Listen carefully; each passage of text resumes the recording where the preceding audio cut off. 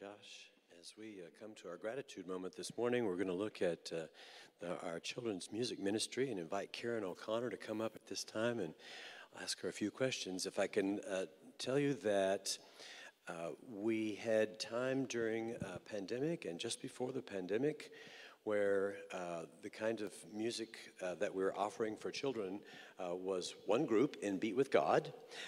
And then back in January, we were able to have both that group and also the children's singing choir, and they had not met for a while. And they got started, and if we can use the word, Josh, that you've had to be faithful.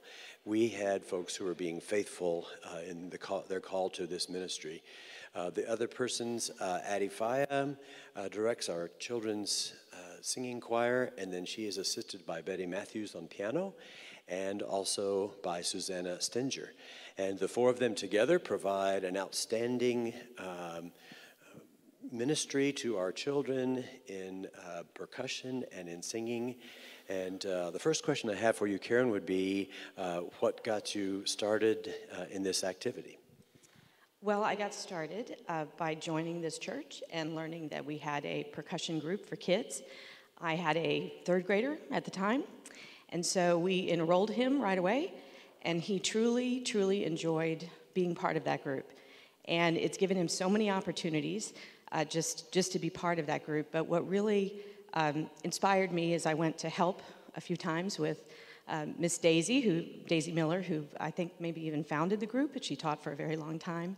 And when she retired, she asked if I would take on the leadership of the group, and it's just been wonderful to see the growth of the children as they've come through and their experience with music and their experience with each other.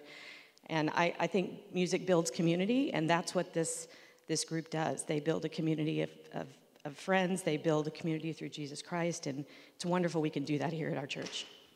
So as we had the beginnings in January, right there during Omicron, trying those first couple of months to somewhat meet critical mass, you'll see pictures here of this past Sunday when the group has grown since the springtime. Back here in the fall, we found that Wednesdays was an outstanding time to meet because we nearly tripled or quadrupled the people who could participate and attend on a regular basis, and so that's been outstanding.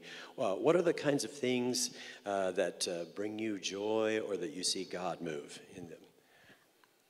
I see, of course, you see it through the children in their love of music. They all love to play. They love to learn new things, and they just get really excited about trying new things. And we have kids from kindergarten through sixth grade in the music, in IBWG and in children's choir. And when they come together, you know, they're individuals, and so we start playing and nobody's playing together. Everybody's onto their own beat, so it's just kind of noisy. But over the weeks, they get to where they listen to each other, they want to be a team, they want to play together, they want to make music, and they start to care about each other. They start to care about if somebody's having a bad day, they will encourage that person. If they're struggling with something, they will help them. And they do that on their own. And I just see that, I see God just shining through them in that way.